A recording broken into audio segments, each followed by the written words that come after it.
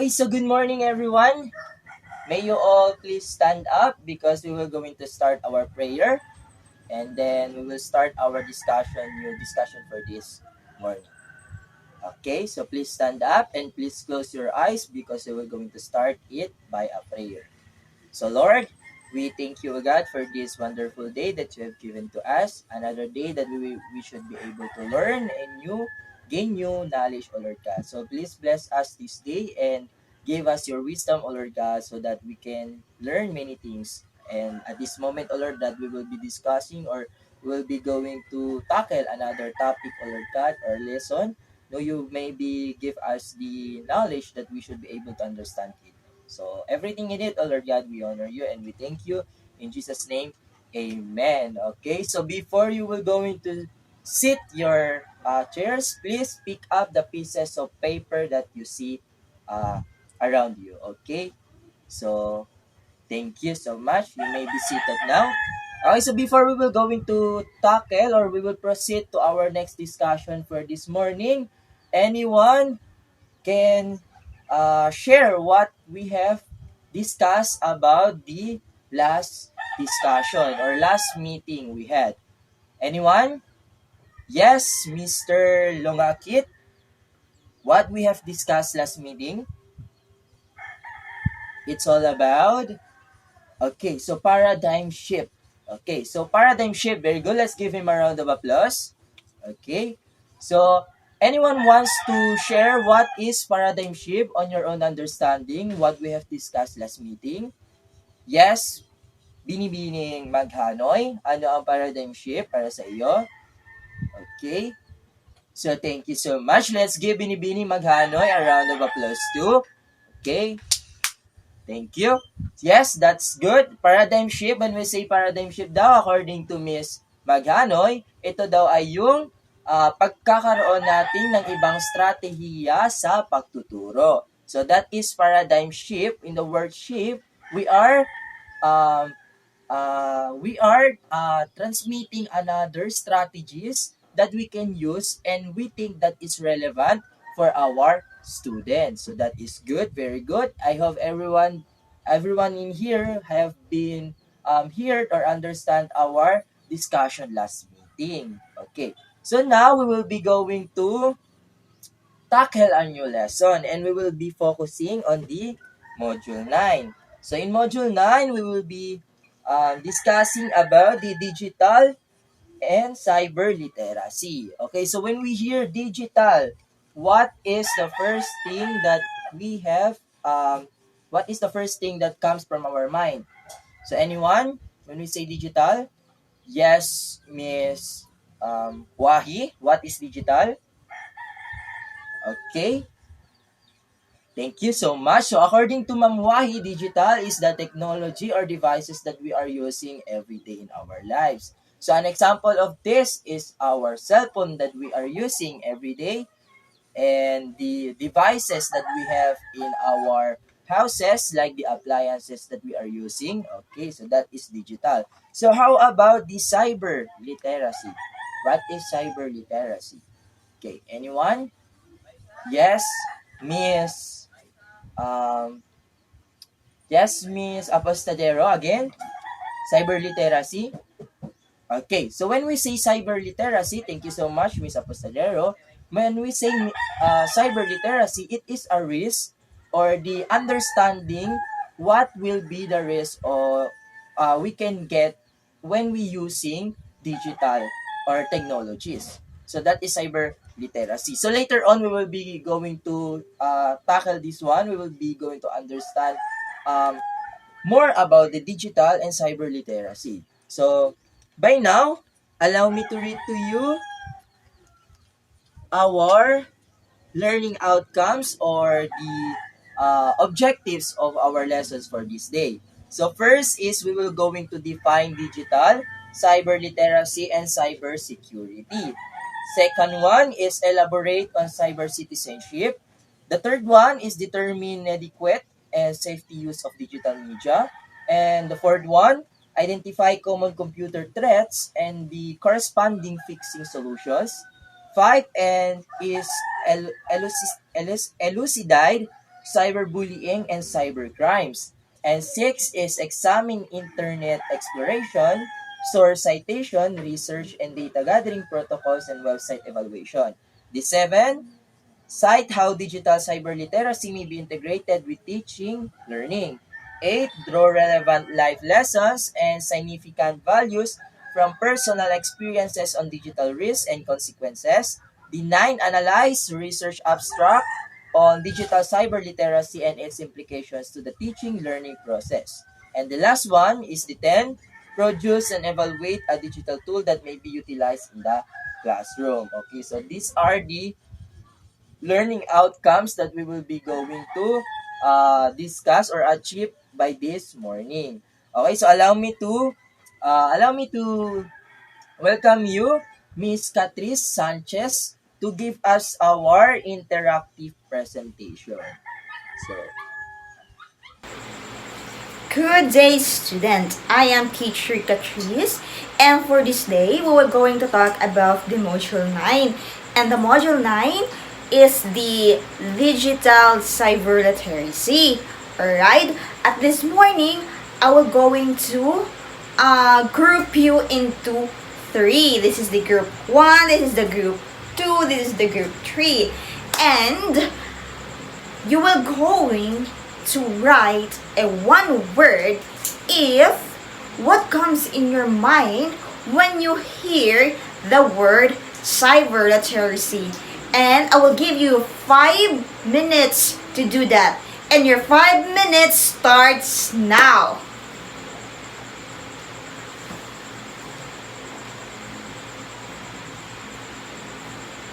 Alright, your 5 minutes ends.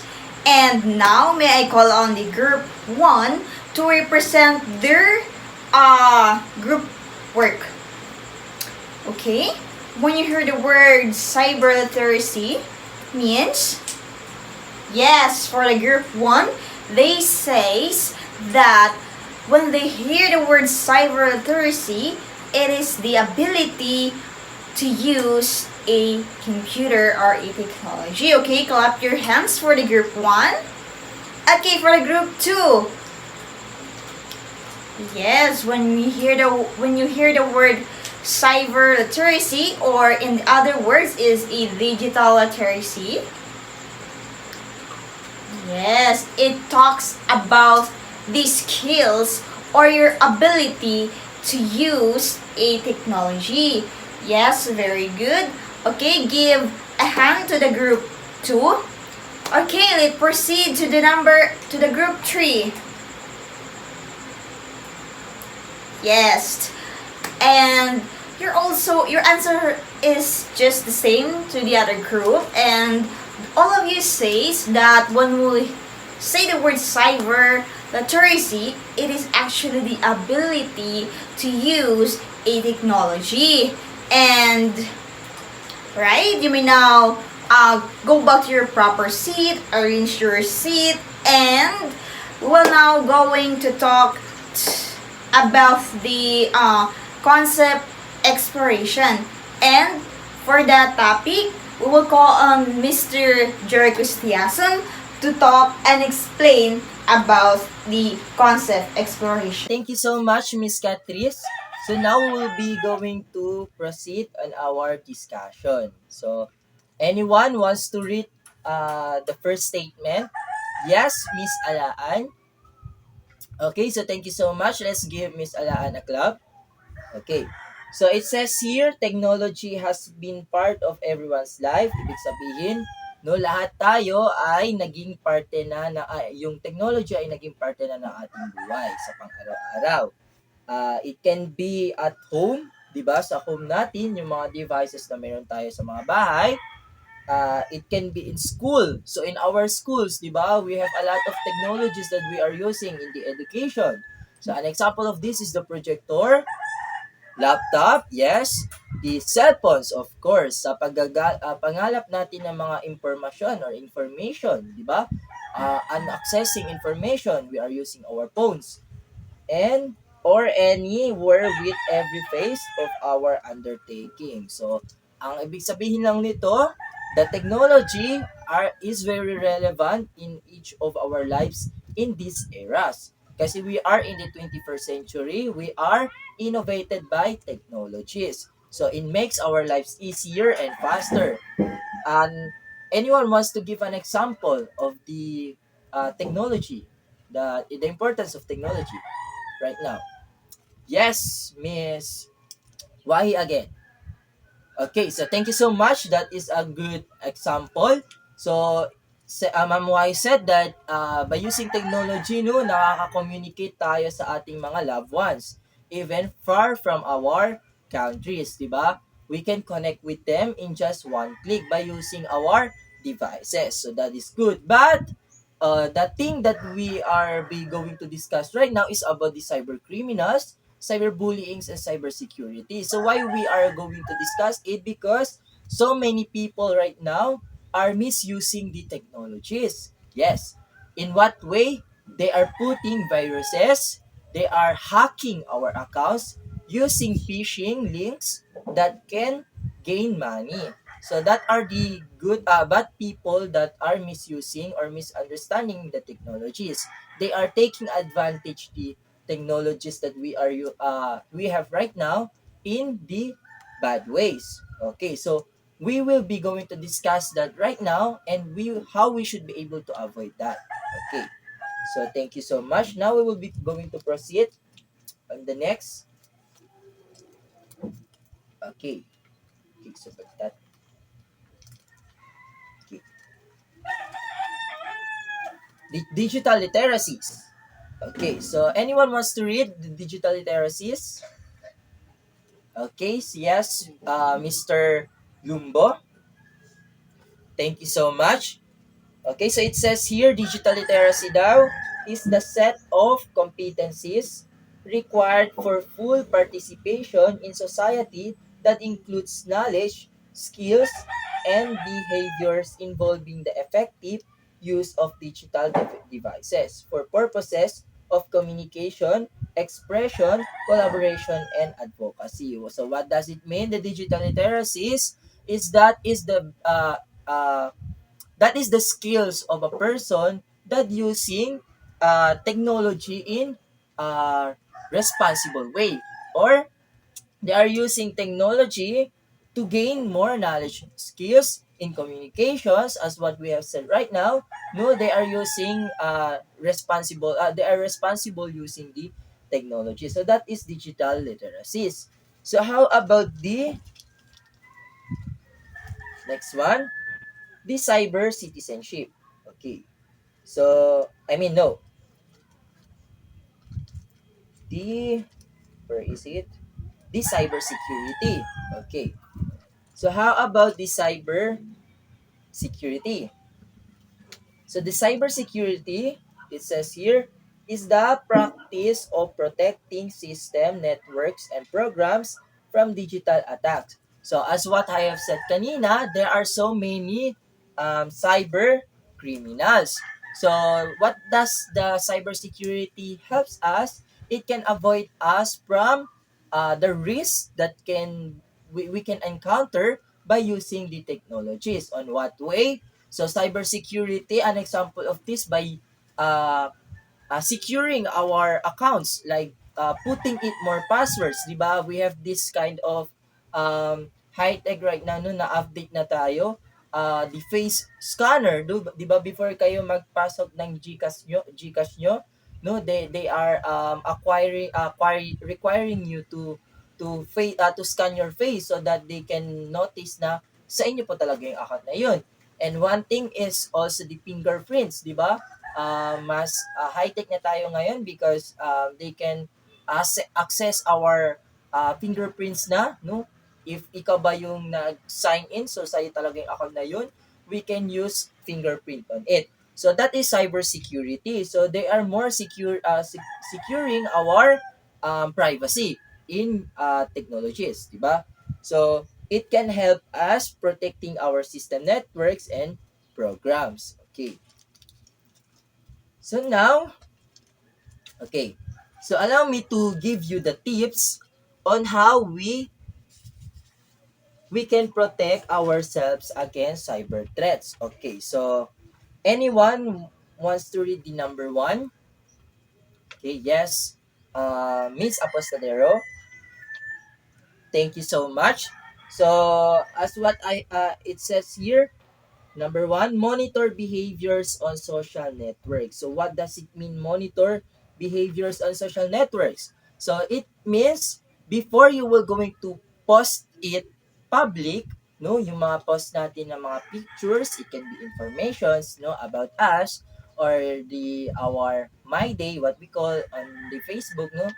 So you need to think about it kung kailangan ba yun siya ipopost public. Or kailangan i-post nyo lang yun through your friends lang, may pakita sa inyong mga friends. Kasi sometimes you are posting any kind of photos no, na paminsan ginagamit din siya ng mga cyber criminals. So, paminsan nakikita na natin yung mga pictures natin, nandun na sa mga porn sites or any websites that they are using to scam other people.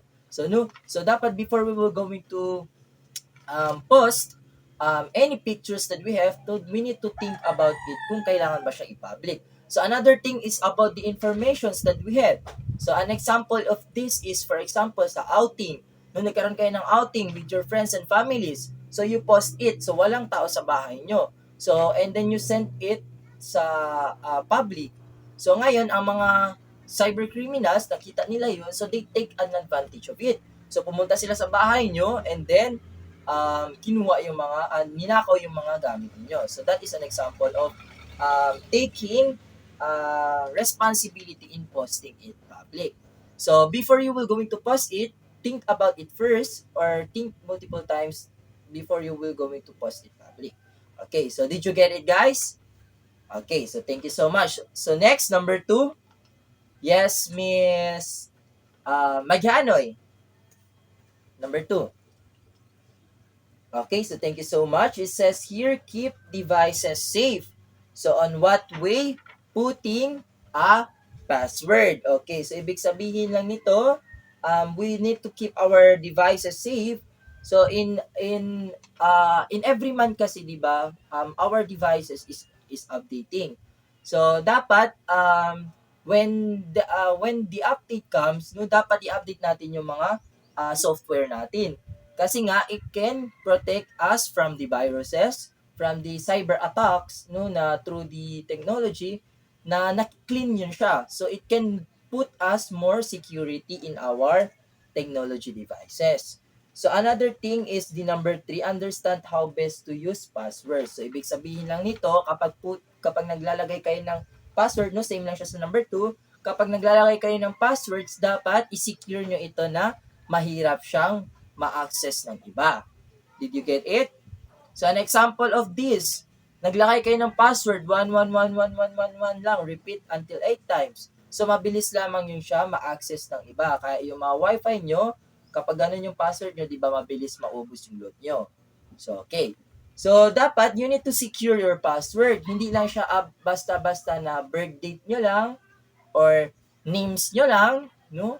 Or mansari nyo ng jowa nyo, hindi dapat ganun. So, you need to put it many elements so that hindi siya agad-agad ma-access ng ibang mga tao. Okay, so hindi siya agad-agad ma-attack ng mga cyber attacks or cyber criminals. Did you get it? Okay, so thank you so much. So, the number 4. Okay, so yes, Mr. Darullo. Okay, so thank you so much. So number 4 said that handle unsafe content. So ibig sabihin lang nito, yung mga content na unsafe is dapat i-handle mo siya. So an example as what we have tackled in the number 1, di ba? Kapag may mga content or mga post ka na kailangan mo i-post, no, sa online, so dapat you need to think it kung i-public mo ba yun siya. And aside from this, like for example, sa mga information like GCash account natin, so probably hindi na dapat yan natin i-share publicly. Kasi sometimes, hindi natin siya nalagyan ng something blur, so nakuha yung information natin dun, na-access nila yung GCash natin. So, same lang siya as number 1. And the last number is number 5, consider safety for the future. So, how we should be able to consider our safety for the future. So we need to follow these steps from number 1 to number 5. So we need to secure our accounts, put passwords no that is not accessible for everyone, and then we need to think about every details that we will be posting in our social medias. So did you get it, everyone? Okay, so thank you so much. So now we will be going to proceed on the okay. We'll be going to proceed on the ways on how to be a good cyber citizenship. Kasi kapag sinasabi nating cyber citizenship, so allow me to give you a brief about cyber citizenship. So kindly read. Okay. So it says here is an old value that is now applied to a new medium, the internet. Okay? Refers to being responsible when using the internet. So, ibig sabihin, itong mga cyber citizenship daw, these are the people that is responsible in using technologies. Okay? So, they value or apply the new medium no from old medium to new medium, which is the internet. So ibig sabihin the by post these are the citizenship is they are the people who are responsible in using technology. So we will call on Miss Catherine Sanchez to give us or to elaborate us more about the cyber citizenship, or what are the ways on how we become a good citizenship or cyber citizenship. Okay, thank you so much. Good day once again, student. I am teacher Catrice, and at this juncture, we were going to talk about the uh, ways on how to be a good citizen. So, the enlisted way of becoming a good cyber citizen would guide everyone on her or his digital operation and information process, and would prevent anyone from further consequence, distraction, moral damage, and risk. So here is the uh, guide number one.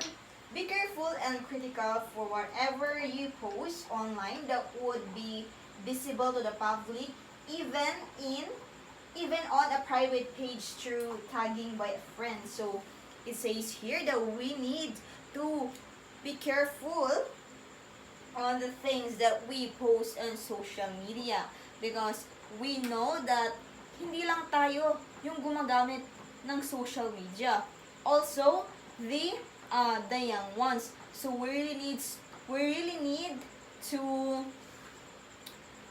be a good example to them. So number two, if you have a problem with someone, go to that person or adult to help work out instead of posting your expression online. So one of the ways of to become a good citizen is, when you have an enemy, you need to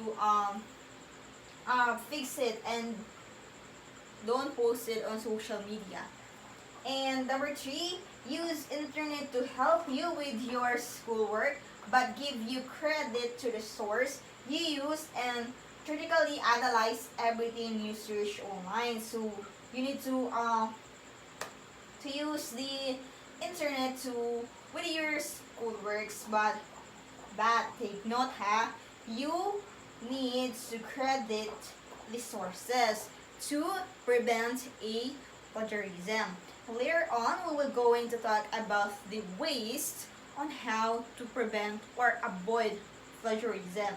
Also, one of uh, one of guides to become a good citizen is that use internet to know anything you want to know, like using the internet, I like Google, YouTube, where is you search a certain topic, and then lalabas yung topic na yun, and we're going to learn new knowledge. So always remember that as a digital citizen, we need to know the don'ts and does of a digital user. So, the next topic, we will call on Mr. Jericho Siason to talk about the importance of cyber citizenship.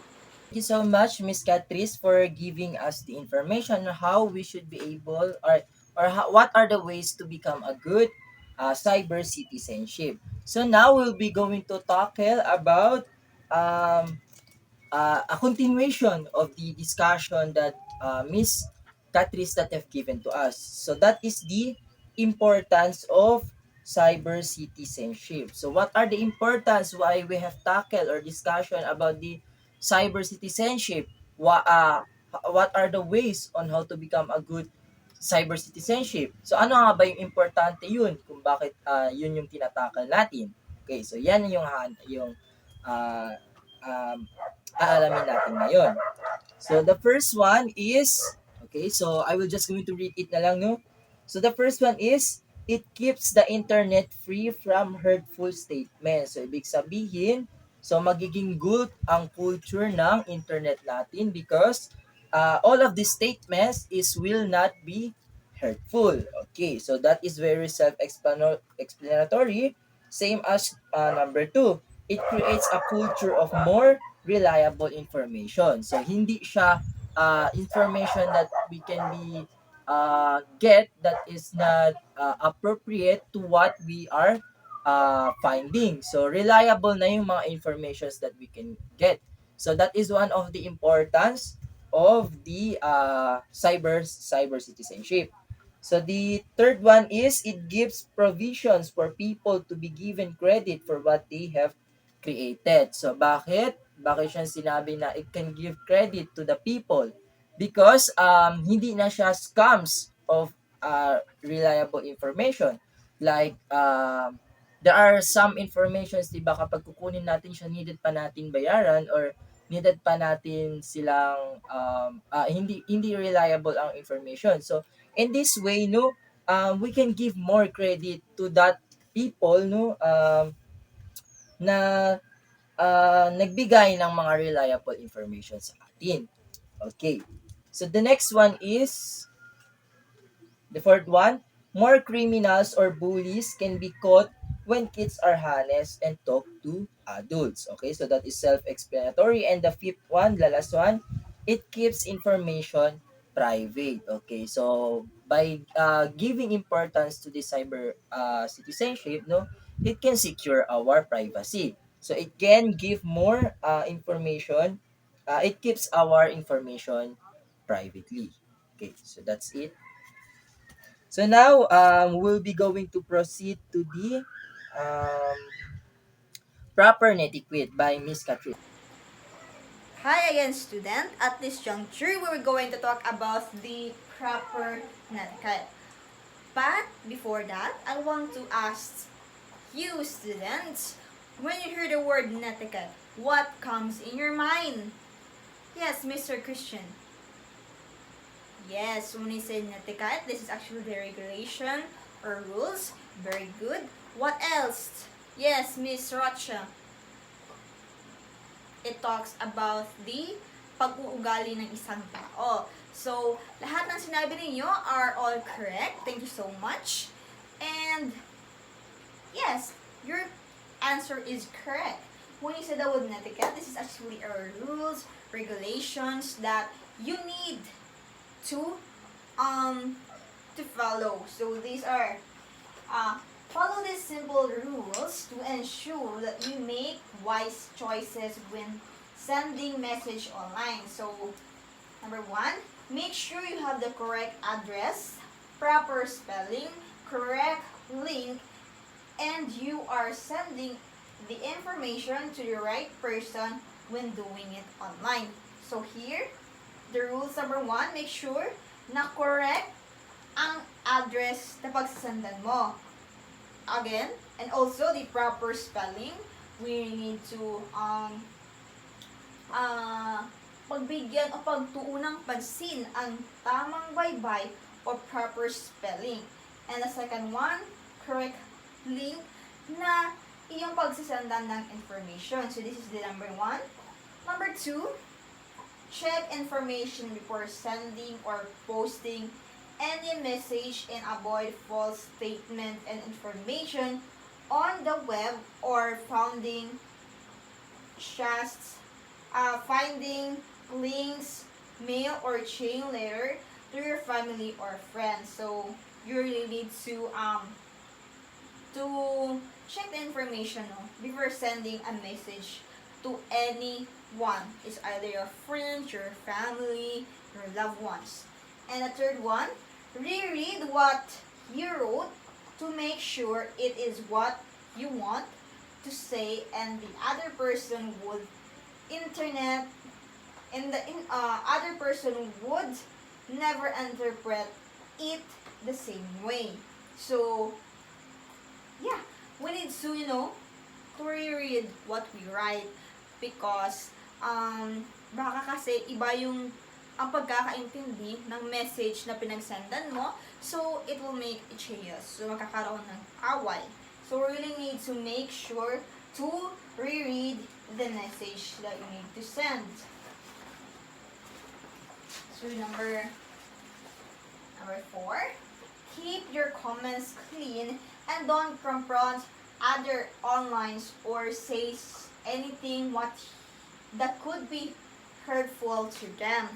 So one of the etiquette, no, a proper etiquette, it says here that, your comments in social media would be a good one and not to harm any feelings. So dapat hindi siya hurtful to them. We need to, think before you click. And that's number 5, keep your personal and friends information private and don't forward information that was just given to you without her permission.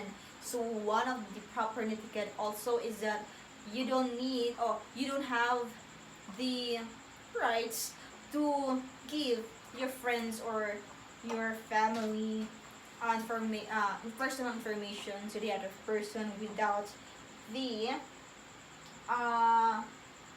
without the knowing of the person or your friends na ibibigay mo yung personal information niya sa iba. We should really, keep your friends' permission private. So number 6, watch out the spam and other few fraud emails and never reply to them. Right? Mapapansin naman natin na in our message, meron talagang mga fraud na nagsisend ng mga message and yung mga links. So do not open that link because pag click mo yan, doon na papasok si phishing. And later on, we're going to talk about the malware. So, okay, you need to watch out, no? Do not click anything na sinesend sa'yo na link. Kilala mo man yan or hindi, or else you're gonna regret it. Number 7, if you're going to write something personal or private, think twice. Yeah, because message can get misdelivered. So here, it says here na if you're going to write daw personal, private, think twice bago mo siya isi-send. Kaya baka magkaroon siya ng misdelivered. So number 8, adults should monitor kids' messages, especially when they are sending emails to others without permission. So our kids nowadays is using gadgets. So we really need to, keep an eye on them so that we can guide them and we will going to also to keep them safe. Okay, thank you so much, Miss Catrice, for discussing us about the proper etiquette.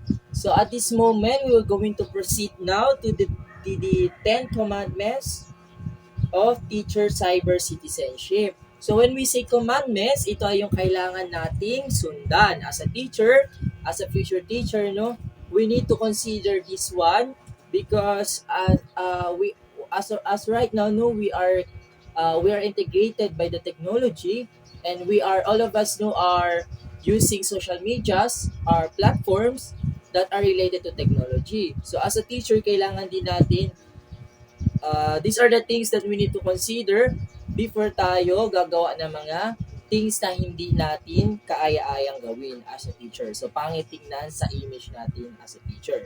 So, number 1 is, allow me to read, thou shall not post any personal matter, confidential information, and obscene pictures and messages online that can be accessed by students and parents. So, ibig sabihin, iwasan natin yung pagpo-post ng mga content that are not really good in the eyes of our students and parents. Kasi hindi lang yung friends natin yung makakakilala lamang natin. Baka some of us or our friends ay our students and our parents. So we need to uh, avoid those content that is not necessary to post online. Okay. So the second one is thou shall not respond or threat to any personal messages created by students online other than those school related. So ibig sabihin lang nito, we need to stop on responding the messages of our student if it is not related to the school content. Ibig sabihin, kapag yung mga messages na ating mga students are not anymore related to the school, no, dapat iwasan na natin yun. Only kapag may mga questions lang ang mga students natin regarding of the school related, yun lamang yung kailangan natin i-reply sa kanila. Kapag personal issues na yan, so we need to stop it anymore kapag hindi na yan kaya-aya pang pag-usapan. Okay. So the third one, is it clear guys? Okay, thank you so much.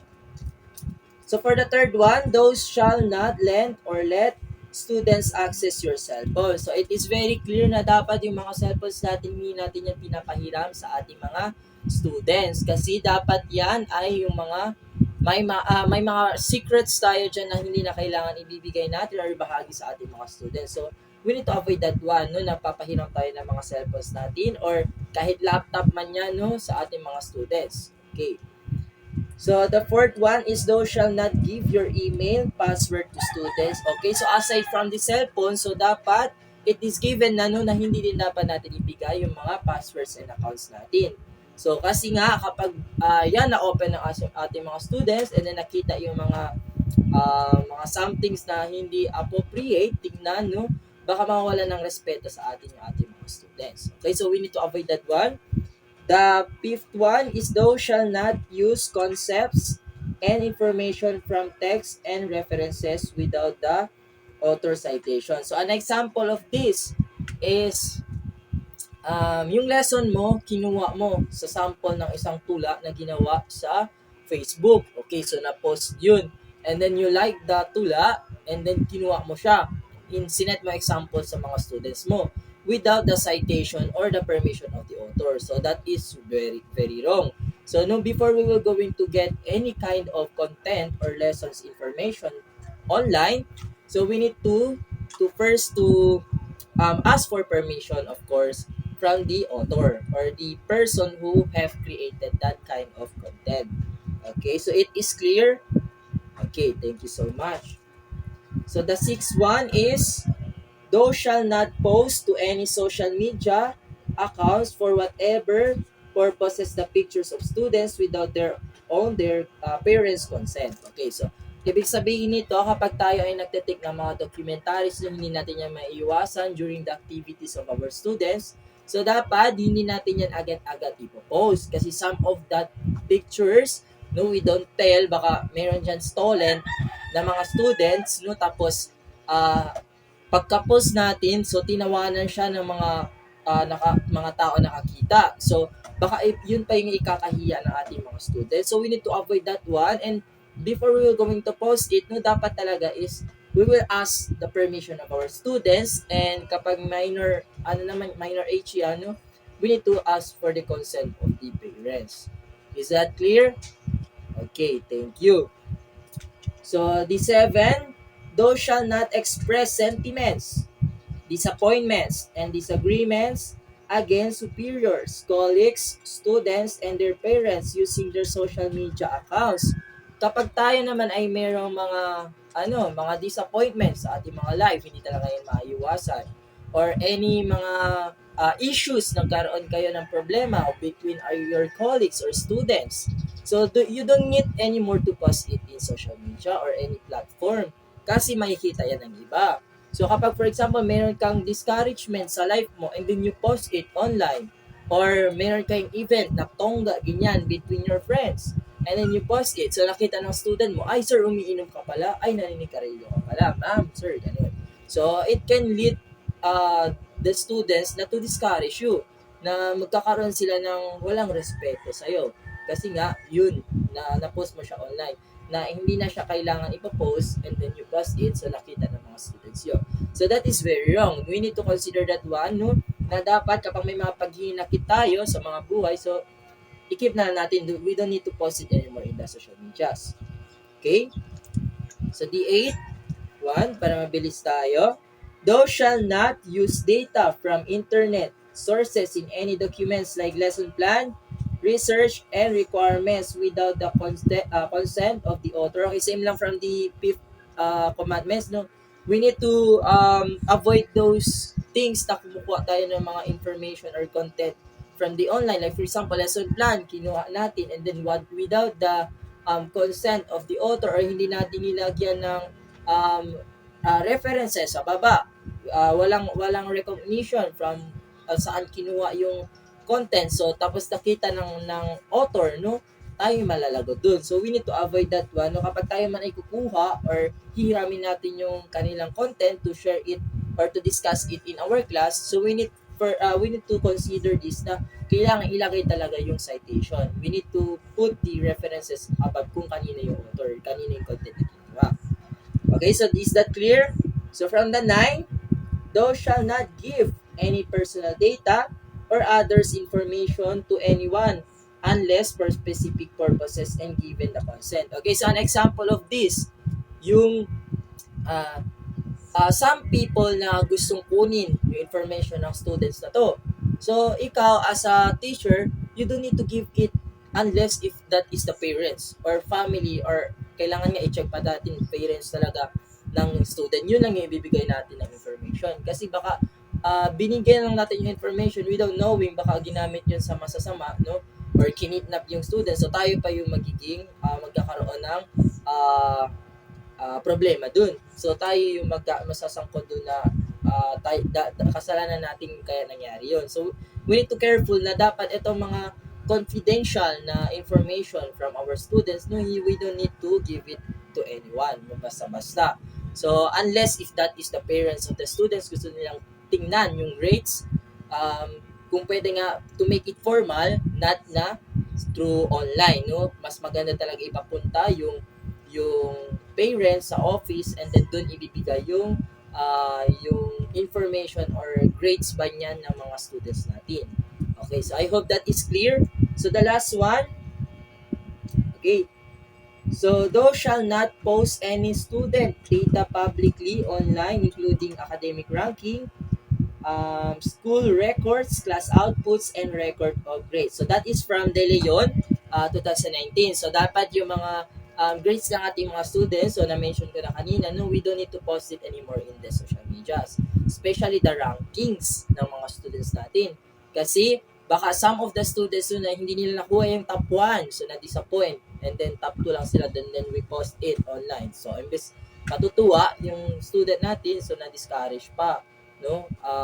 And then kapag may mga bumaksak, so pinost natin yun sa social media without knowing, hindi alam ng parents na yun ng bata, pinagalitan yung bata. Okay, so tayo pa yung magkakaroon ng hindi natin makuha yung tiwala ng ating mga students. So that is confidential anymore, especially kapag yan ay mga student matters na, no, yung mga matters na ng ating mga students. So we need to avoid that one sa pagpo-post.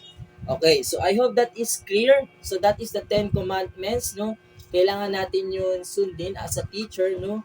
And to become a cyber citizenship as well, no, kailangan natin before we're going to post any content that is school related and focuses on our students, no, we need to consider all of these things, no, para hindi tayo magkakaproblema, and then at the same time, no, magampanan natin yung ating pagiging teacher in the future as a good teacher, no, yun. So that's it. And then now we're going to proceed. Okay, so may I call on again Miss Catrice to discuss as another topic. Once again, hello student, I am teacher Catrice. At this juncture, we will going to talk about the internet safety. So, means, pag sinabi natin internet safety, what does it mean? Ano yung pumapasok sa mga brains niyo when we hear the words internet safety? Yes, the safety, no? Sa mga people who is using a internet. What else? Yes, it also, a phishing, malware. Thank you so much. All your answers are correct. This is actually when we say the word internet safety, it means trying to be safe on the internet. It is maximizing the user personal safety and security risk to private information and proper associated when using the internet, including self-protection from computer crime. So here, tama yung sinabi, Miss Princess. When we say the word safety internet, doon papasok yung mga safety ng mga taong gumagamit ng internet.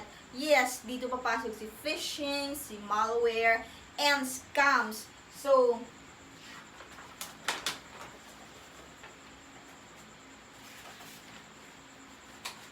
number one, we really do the information security, no? This is actually the sensitive information, such as personal information, identity, and password are often associated with personal property and privacy and may present security concern if linked. So here, this is actually the safety of the citizen who is using a internet, a technology, and a digital. So here, itong information security, no, if na-link yan, one of your, your security banks, your credit cards, pag na-link yun, nawawala na yung information mo, nawawala ang mga pinaghirapan mo. So, it's really sensitive information, no. Dapat talaga na secured lahat ng mga datas natin in our phones. As I said earlier about the proper etiquette, that we need to be careful sa mga things na piniklik natin on our phones. Yes, because if you click it, yung link na yon, malilink na lahat ng mga fraud, yung mga personal information mo through your cell phone. So we really need to be careful sa mga things na click natin. So these are the common causes of information security breaks include. This is the phishing. So when we say the word phishing, it is actually the scam. Yes, very good, Miss James. It is a common type of scam or which the scammer disguise is as a trustworthy source in an attempt to obtain private information such as password, credit cards, information, and etc. Yeah, when you said phishing, no, na may mga company na nag-advertise ng nila, ng kanilang mga banks or kanilang mga business, which is phishing pala. Kapag pumasok ka doon, makukuha nila agad yung yung mga personal information mo. Just like, there is a movie about that. Yung matanda is na-link yung niya, na-hack yung niya, yung oh my god, my dog, don't be like that. ah, na-link ang kanyang, na-hack ang kanyang, na-hack ang kanyang laptop. Hindi niya na ma-open. But, meron isang company na nagsasabi na kaya daw nila yung ibalik. And then, the old woman believed to them. So, yung company na send ang link, and then the old woman click it, and nilagay niya ang kanyang password. So, yun. After that, na-leak yung mga information niya, nakuha yung alaman ng bank account niya, and it's millions USD. So, yun. The old lady suicide. So, nag-suicide siya kasi nga, naloko siya. So, we really need to monitor our parents, no, our mga someone na hindi marunong sa internet, because sila yung isa sa mga biktima ng scams or phishing, who is nagde-disguise is a trustworthy. So, the second one is the internet scams. So these are the schemes that deceive the users in various way, is the attempt to take advantage of them. So this is the internet scam. So yan na sinasabi nila, nanalo ka ng 15,000 million sa iyong numbers sa Wawawin. Click the link and mag-register ka. Lagay lang mga yung address mo, so that ipapadala daw nila yung napanalunan mo, which is very scams. And dito na din papasok si malware na sinabi kanina ni Ms. Rocha. So when I see the word malware, this is actually a malicious software, stands for malware, no? Malicious software. Particularly the spyware. This guys to collect and transmit private information such as password without the user consent or knowledge of which is possible to determine whether a file is infected. So, sa malware na yan, dito papasok yung mga virus. Yeah, if you know the story about the I Love You virus, this is actually a malware, which is, pinadalhan ka ng I love you message. So, syempre, i-click mo yon. Pag click mo yon, there is it. It is actually a malware. So, nakuha nila yung mga, na-leak na nila yung mga information na nasa, nasa phone niyo. So, it's actually they say, a virus. So, okay, for the next topic, we will going to give the stage to Mr. Siason. Okay, so thank you so much, Miss Catrice, for that another wonderful discussion that you've given to us this morning. Okay, so now we will continue our discussion, and we will proceed to the personal safety and threats. So when we say personal safety and threats, ito yung mga threats na nakikita natin kapag tayo ay gumagamit ng social medias. So as a future teacher, we need to know about this, kasi baka hindi natin alam, tayo na yung nagiging victim, or yung students natin ay nagiging victim na of this kind of threats. Okay. So the first one is the cyber stalking. It says here in the content, it is the use of the internet or other electronic means to stalk or harass an individual, group, or organization through false accusation, defamation, slander, and libel and intentional monitoring, identity theft, threats, vandalism, solicitation for sex, or gathering information that may be used to threaten, embarrass, or harass. So it means yung cyber talking, ito yung mga gumagamit ng mga poster account, or mga person na nagte-threat sa mga other people that nag-happen, nagiging stress sila or nagiging depressed. So, sa madami mga bully na ganito, hindi lang siya nangyayari in the actual situation, but also in the use of, in the world of technologies. and specifically in the social medias. No, madami mga ganitong mga tao. They like to bully a person, they threat that person, no, to the point na nagiging stress or depressed na sila. They just want to harass, no. Yun lang yung way na nila. And baka some of these, no, they wanted to threat, no, kasi kilala nila yung tao or hate nila yung tao na yun, or they see that person that is weak. No, madaming mga ganito ngayon nangyayari sa Facebook, or meron nakikita natin na yung mga umaangat na mga content creators na madami sa kanilang nagiging mga bashers.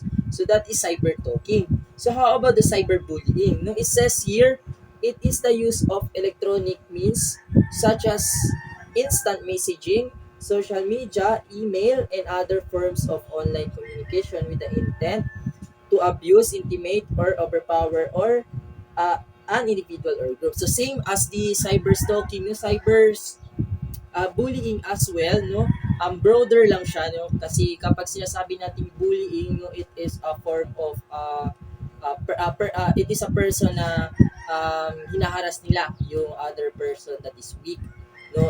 Here naman, yung cyberbullying is different lang nun, is through the social media na ginagamit nila, no. They are intended to bully a person by the use of social medias. It can be a form of making another account, no, to bully or to threat that person na gusto nilang i-threat. So that is cyberbullying. So the online predation naman, it says that it is the act of engaging an underage minor into inappropriate sexual relationships through the internet. Ibig sabihin, ito yung mga nagiging involved, yung mga minor age natin na ginagamit for the sexual activities through the social medias and other form of programs that is through internet.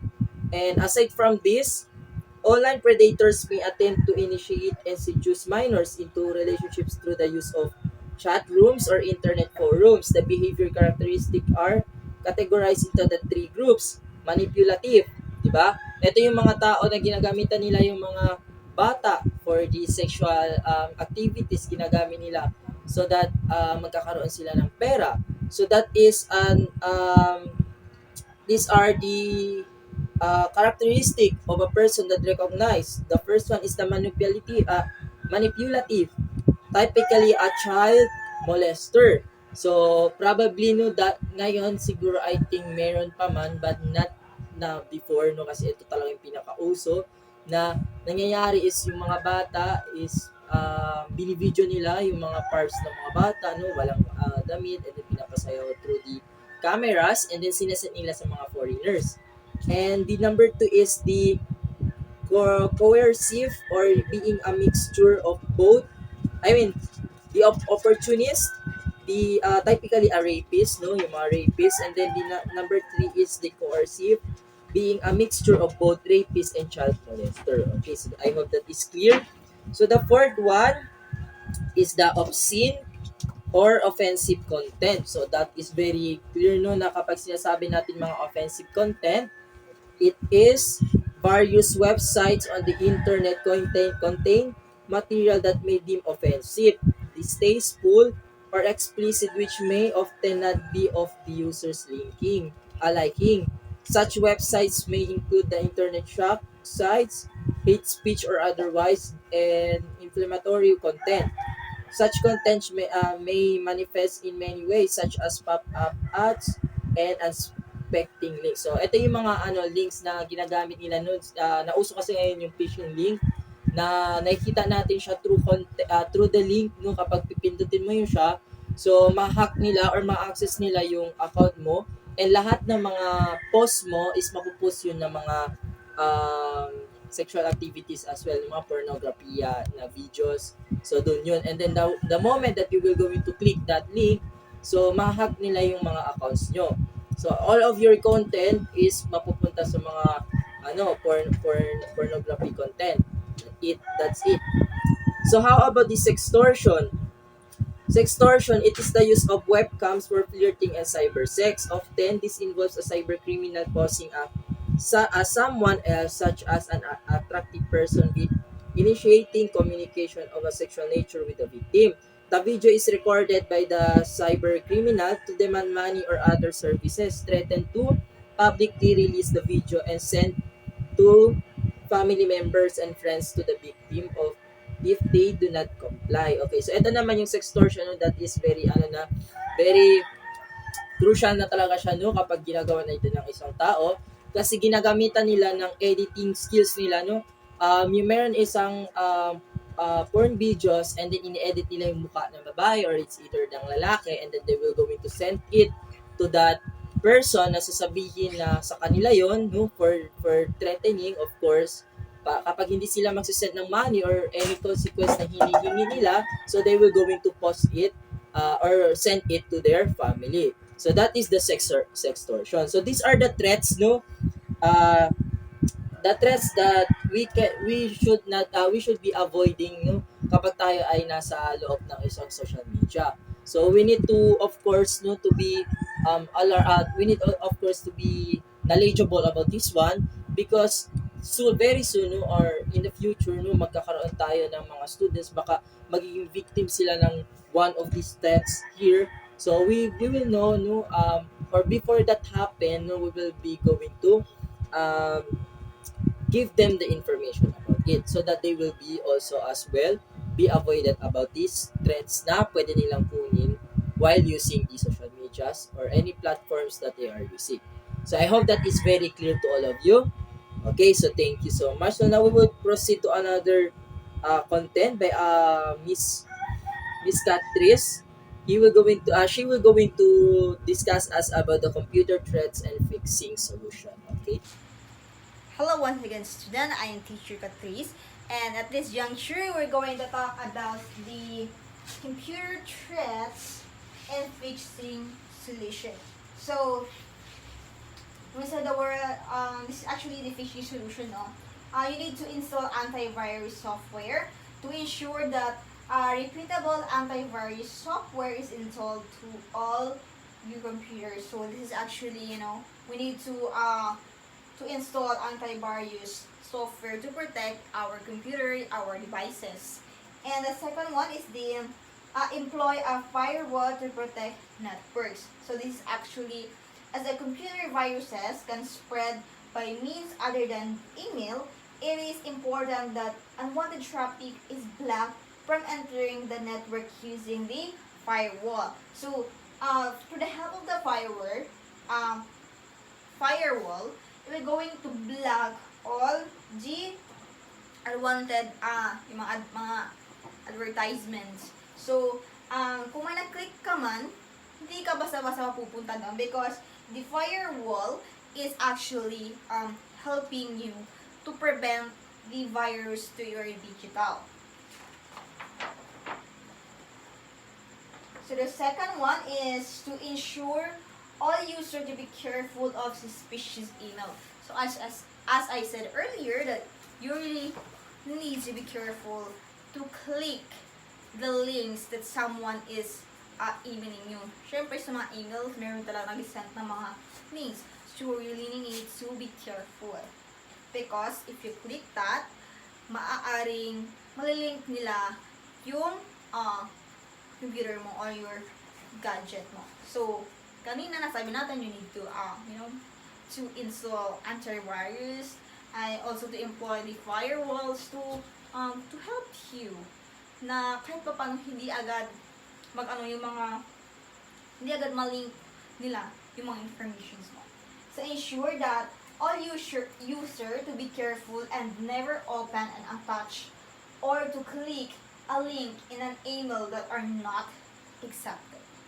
So, it is clear naman, no, as I said earlier, that you really need to be careful. So, the next topic, we will going to call on Mr. Cieson again. Okay, thank you so much for that another wonderful discussion that you've given to us, Miss Catrice. So now we will going to proceed to our next discussion and it is about the cyberbullying. No, mas ipapalalim pa natin lalo ang ating kaalaman patungkol sa cyberbullying. So we are all know about cyberbullying. No, kapag sinasabi nating cyberbullying, it is a type of bullying, no, na ginagawa siya through online. So ibig sabihin yung mga tao, no, na which are the bulliers, bullying, they are trolling or making harassment of people, no, through online. So there are two types of cyberbullying, and these are the internet trolling and cyber stalking. So kapag sinasabi natin internet trolling, these are the people, no, the bullying, no, ginagawa nila is just to troll in the internet. So for that specific people or group ba yan, no, ang ginagawa nila is just to comment anything, no, harass those people. Basta trolling lang talaga yung ginagawa nila, no. For an example of this is kapag may live na ginagawang live, no, makikita natin yan through TikTok, through Facebook, no, madaming mga toxic people na nagko-comment dun sa mga tao na yon. And then sometimes nun mayroon pa nga is na-stress or na-depress sila sa mga ginagawa nila, because these are the people that are bored, no, wala silang ginagawa, they are just para ma-enjoy nila yung life nila, no, they are harassing or giving any bad comment to the person para ma-enjoy nila yung life nila. And how about the cyber stalking? So yung cyber stalking naman, mas worse to siya dito sa internet trolling, kasi ito talaga yung cyber stalking is yung ginagawa nila is they are stalking, no, to that specific person, let's just say victim nila, no, yun yung ginagawa nila, ini-stalk nila, and then dun sila maghaharas sila. So ako, I personally experienced this kind of cyber stalking, no? Kasi in the Mobile Legend community, no, kapag ikaw ay natalo kayo sa isang game tapos ikaw yung walang ambag sa member nyo, so ang ginagawa ng mga these people, yung ginagawa nila is pupunta sila sa profile nyo, and then dun sila maghaharas. So gagawin nila is magko-comment ng any form of appropriate things, tapos yun yung form of enjoyment nila, no. They just going to get trash you, they are just going to troll you, yun yung ginagawa nila. So ngayon we will going to focus on the implications of bullying in schools. So how we should be able to imply, no, to know bullying or cyberbullying inside of our schools. So it says here, wait, allow me to read to you. Schools should initiate various anti-bullying programs and campaigns to protect students from being threatened or victimized by such offense. So dapat yung schools daw natin, no, is nagbibigay ng mga programs or activities for anti-bullying. So I hope that our schools, no, na nagsusuper sila ng mga ganitong mga programs. But wala naman siguro, no, sa schools natin na may mga bullyings, kasi we are all college, no, and we are focusing for our kapag profession natin as a teacher, no, dapat hindi natin ito hindi natin ito ginagawa, kasi as a teacher tayo dapat magbibigay ng magandang model sa ating mga students or example. Yun. So dapat yung mga schools natin is nag-imply sila ng mga ganitong klaseng programs or activities that are focuses on bullying or anti-bullying. And aside from this, no, we also teachers, no, for the teachers should be oriented and trained in handling bullying cases and executing teaching strategies to address and reduce bullying cases in class. So dapat tayo mga teachers, no, we are trained by this, no, as what it says.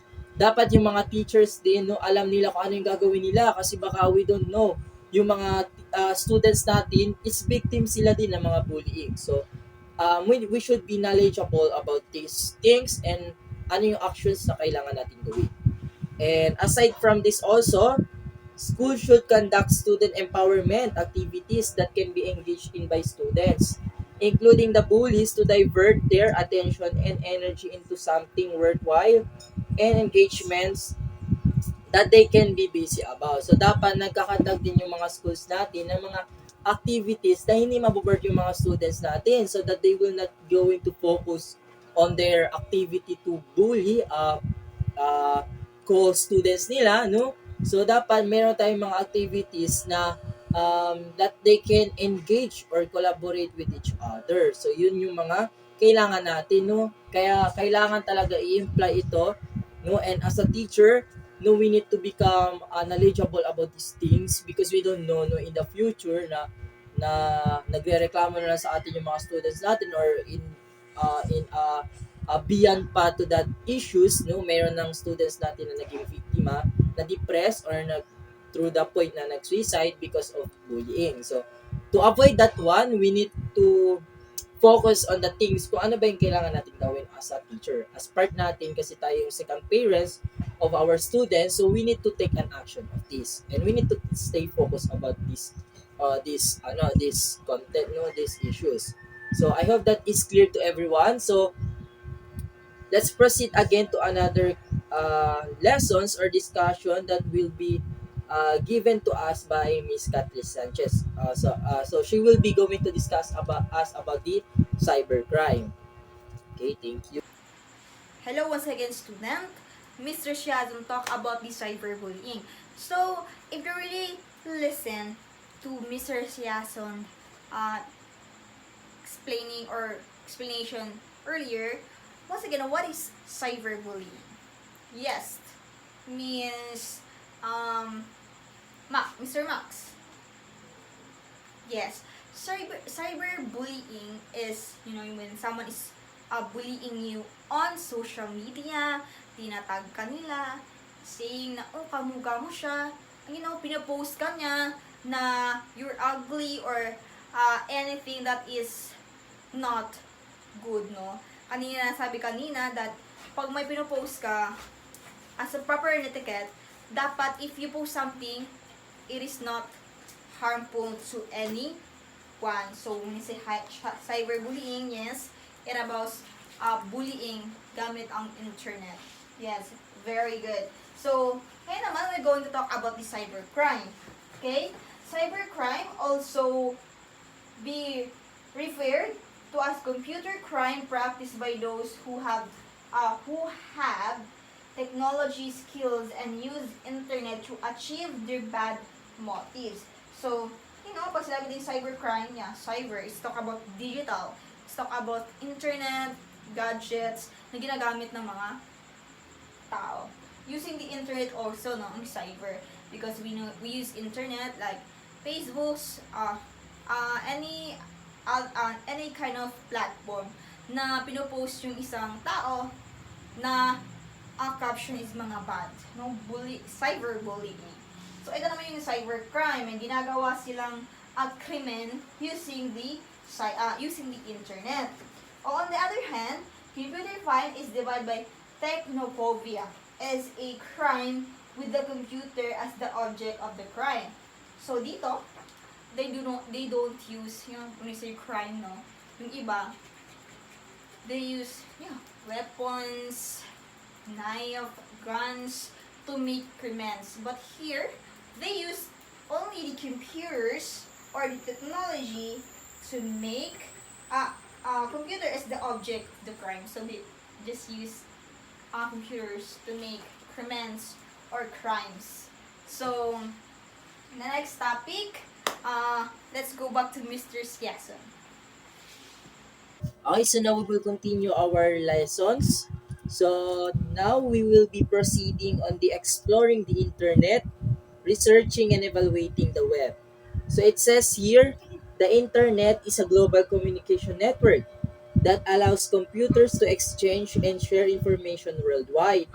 It makes possible for every people around the world to connect and share ideas across time zones and geographic locations. However, because cyberspace is such a large realm, sometimes it is difficult to find the needed information. So the most effective way to explore the internet is to have strategies in place for doing research on the web and for evaluating the website. So at this moment, we will going to tackle about the surfing the web, because commonly this is important among schools in doing researches and other related works. So therefore, this aspect needs to be explored by teachers and students in doing their works. In that case, no, kasi kapag sometimes we are in finding any resources, no, or information, these are the things that we should be able to, these are the three factors, no, in surfing the web. So the first one is, allow me to read to you. Most surfing sessions start with the user targeted keywords about the subject into a search engine. So madami mga research no surfing or mga information no we can start by uh, targeting keywords about the subject into a search engine. So, ibig sabihin, kapag may mga topics tayo, no, we can search it by just giving the keywords of our topic na kung saan natin hinahanap. So, in that way, mahanap natin agad yung mga similar topics that can be used in our in helping us in finding information. So by searching in the web, so the specific keywords that we are finding, that is related to our topics, we can actually find it in just one click. So that is also by the help of the digital technology. Okay, so the second one is good strategies for searching the web include writing research questions, extracting keywords from the questions and typing them into a search engine using synonymous if the keywords do not bring up desired results, keeping track of the keywords and synonymous used and recording the results of search. So kapag wala pa rin talaga nangyayari, so we can also find or search in the web as a form of questions. Okay, so the number three is always be cautious about the information shared online and in visiting websites. So dapat cautious tayo, ingat tayo sa paghahanap natin or pagkakalap natin ng mga datos or informations no through online kasi some of it are not uh, facts that we relevant or information that is tama yung pag-i-inform. Kasi sometimes for us, like for example, an example of this is the ChatGPT, right? Ang ChatGPT kasi is giving us or providing us the content which based only for the AI, no? Kapag yung AI nagsasagot nun, actually not siya necessary to the point or thought na tama na. Kasi iba talaga yung sa mga sinesearch natin na based on Wikipedia or scholars research no ganun. So we can say that the content is very legit because sometimes kasi sa ChatGPT the thought of the content is far from the topic that we are finding. So we need to become cautious kapag sinasabi natin we are surfing in the web or we are using the content that is coming from the web. So we need to become cautious and um, no in terms of sharing information online or visiting the websites. So that's it. Hello once again, students. I am teacher Catrice, and at this juncture, we're going to talk about as I said earlier, we were going to talk about tips to avoid plagiarism. So, students, when you hear the word plagiarism, what comes in your mind? Yes, pagnanakaw. Very good. Yes, copy-paste na ginagawa ng mga students ngayon, which is pag binibigyan sila ng teacher ng assignments, pinipaste nila sa Google yung questions and then kinakopy nila yung mga sagot without the credit of the source. Hindi na nalalagay yung source kung saan nila nakuha yun. So, isa ito sa plagiarism. So, these are the tips to avoid plagiarism. So, number one, read and understand the origin document several times before start explaining about it. So, yeah, you need to have a long comprehension to understand kung ano yung nakasulat doon sa origin documents. You don't need to, to copy all of that and ipipaste mo doon or isusulat mo as your answer. You need to, just get some, highlights or words, then you need to expand it. Explain mo lang what is your relay, relay, realization about that. So, several times you need to really understand before start explaining about it. It's your own words ang gamit mo. So, this is actually number 1 tips. Number 2, make practice to include the reference section whenever you write an academic document. So here, you really need to put the references or the source kung saan mo siya nakuha. It can be the link ng website ng www.ph.com. That is actually the references na kinuha mo. And you write an academic documents like research. Now, we needed our references kung saan mo kinuha yun. Yung mga nalagay mo doon like the author, mga citations. And the third one, cross-verify all the citation before submitting your documents. So you really need to put the citation. Example of the citation. According to Dr. Hazar Rizal, ang taong di marunong lumingon sa kanyang pinanggalingan ay mas mabaho pa sa masagsang isda. So that's actually a citation. Ayon kay, according to, that is actually the citation. So the tips number 4, do not copy any word or sentence from the origin document. So, pwede naman siya mag-copy, any word, but you really need to put reference kung saan mo nakuha yun. According to blah blah blah, according to him, he said that blah blah blah. So you really need to put the references.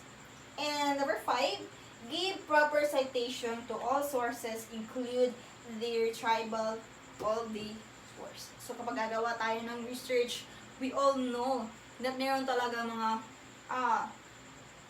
kabanata. Where is the kabanata 3? Meron talaga doon ang metodolohiya, ang references, kung saan mo nakuha yung mga nakasulat doon sa research mo, because not all your research are galing talaga sa'yo. Katulad naman mga citation, galing sa kanya. So, i-database mo yung research mo sa sinabi nung what we call this one? Basta, yung sinabi nung may akda. Yes, may akda. So, we really need to put citation sa all sources kung saan ka pumunta. Kung saan mo kinuha yung mga words na yun. So, we really need to put all the source. And for the next topic, we will going to call again Mr. Siaso. Okay, so at this moment, we will going to proceed again to another topic, and this is all about integrating digital or cyber literacy into the curriculum. So there are 10 actually. These are the following are suggested activities to integrate digital literacy, higher order thinking, and construction of meaning in the classroom. Okay, so allow me to read this to you, and I will just going to explain it. So number 1, okay. So number 1 is use an interactive whiteboard to design and deliver lessons. Use Promethean and Smart Notebook with teacher-created lessons if you are not yet capable of designing your own. So pwede tayo kapag in terms of giving an activities inside of the classroom, we can use the digital so that the classroom will become new interactive activities, and we can use the whiteboard or if smart notebook kapag meron tayo. So the second one is allow students to maintain blogs, wikis, web pages related to their learning. So we can also allow the students to make blogs that is related to our topic that will be given to them, and then the third one is engage in email, video, chat exchanges with students. So we can also engage our students by the use of email, video. We can exchange information, or we can share content with our students by the sharing of videos or emails to them. And the fourth one is utilize storytelling media to allow students to create and publish stories. So we can also give a task to our students by stories, or may allow them to make stories that can be published, through online, and uh, create or stories by our students. The fifth one is set up a blog site, no, Facebook page, Yahoo or Google group, and post weekly discussion questions for students to respond. So an example of this, of our mga professors natin, no, nagpapagawa sa atin ng mga videos, and then they were going to post it through the social medias. Pero for us, it is very common, no, we are using the Facebook page. Okay, so dun nilalagay yung mga videos na pinapagawa sa atin. We are posting it so that we will be able to see the videos of our classmates. Our videos will be posted there. Okay, so the sixth one is use video cameras to dramatize stories, record scientific experiments, and expose students to video editing software to create video production of learning. So a presentation of a video that can help also our students, um, through learning, and through learning by the use of technologies, of course, by the use of cameras. No, it can also be a part of a method, no, na we can give to our students. So we will be going to allow them to make a documentary video, or a presentation videos about our topic, or something that is related to our lessons. That's it. And then the seventh one is engage students in discussions about how and why various media work well to showcase learning, and why others do not. Okay, so in this form, of course, no, hindi din natin maibibigay yung hindi natin na we will not just going to introduce them about the activity, but we are introducing them with the help of technology at the same time, no, by engaging our students in um, activities that is related to technologies. We are using technologies inside and allowing our students to use the technology in the learning and education. And the eighth one is thinking critically about the medium used to present a message in an important as the message itself. Okay, so we need to think critically, okay, about the medium used to present a message in important as the message itself. And then the number nine is require a portfolio that would compile their outputs, project messages, and photo documents of group activities and investigations online. Okay, so an example of this is the Google Classroom that we have, and then the Drive, di ba? Lahat ng mga activities natin is nilalagay natin doon. So we can also use that kind of form, no? Application tools, technology tools to our students so that their portfolio can be an e-portfolio, or soft copy of their works, no, they can be posted it in the Drive or any kind of platforms that can um, keep safe of their activities or portfolios. And the last one is allow students to use digital tools such as mobile phones, iPad, and notebooks for Google search, dictionary apps, YouTube, podcasts, and Spotify Spotify applications in class to complement their learning, especially during group works and concept reporting. So, these things, no, dapat din natin to talagang ipa-integrate sa mga students natin, because at this era in the 21st century, no, we are really integrated by technologies. So commonly, lahat ng mga students natin ay gumagamit na ng mga phones, devices. All of us have the devices that we are using. So we can also be um, use that thing, no, technology, use the devices that they are using, no, in the actual learning of them. So by the help of cell phones, for example, we can let them use that for video editing, no, kapag may mga requirements na ipinapagawa sa kanila, no, so that they will be engaged, of course, in the technologies, and then they will not going to focus on the cyberbullying na which will be connected to our previous content. So in that form, no, our students will be focuses on other activities that will engage them and masanay sila kasi nga ngayon no in this era even the small kids know how to use the technologies. So I hope that is clear to us that it also gives us an idea on how we should be able to engage our students no from this kind of activities. Okay, so that's it. Thank you. Hello once again, students. I am teacher Catrice.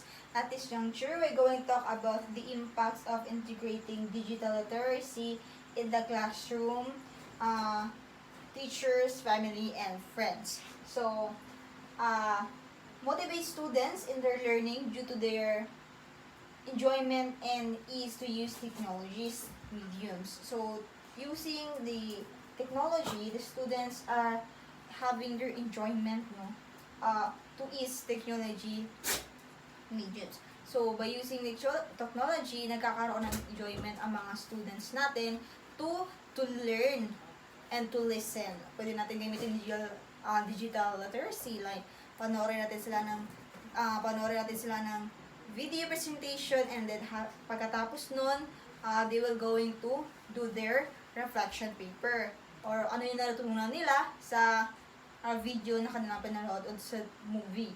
Second one is the reach students various learning styles. To nagkakaroon ng various learning style ng mga estudyante kapag ginamit natin yung integrated digital literacy in the classrooms. So, nagkakaroon sila ng different learning styles, no? Alam naman natin yung macro kasanayan. There are 5. Reading, writing, kikinig, panonood. Apat lang pala. So, yun na yung mga styles na pwede natin, na kakaroon ng new styles na i-enhance ng mga students, no? So, by using the integrating digitals. So, pwede na sila pakinggan ng mga parinig natin sa yung mga music, yung mga story through music. Tapos, panonood, magkaroon ng reflections after nun,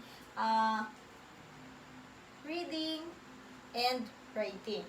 So, it also allows students to have media construction their own meaning. So, through watching or reading, nagkakaroon o nai-enhance yung constructing their own meaning. So, nagkakaroon sila ng new learning.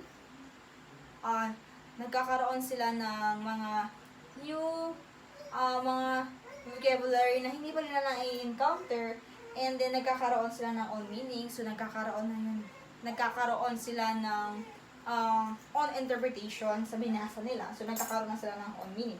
So at last, it enables students to share their learnings with teachers, families, and friends. So isa rin sa mga impact sa integrating digital literacy na classroom, yung when children learn new things, na-share nila yun sa family nila, sa teachers nila. So, that is the impacts of integrating digital literacy in the classroom.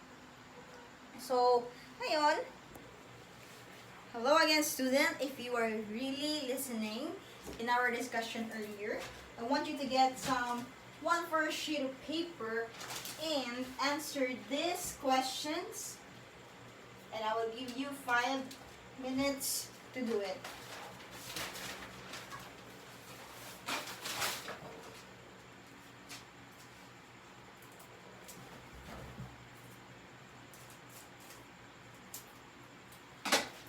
And your 5 minutes starts now, students.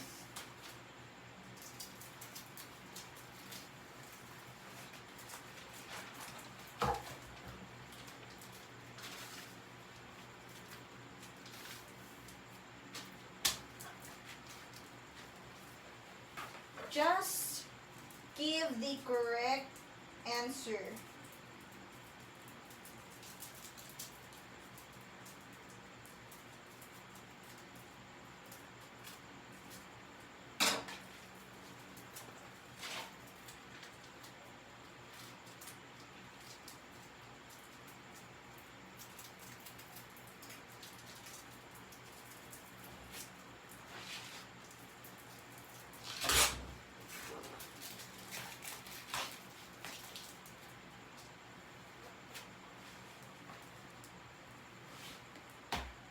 Alright, your 5 minutes ends.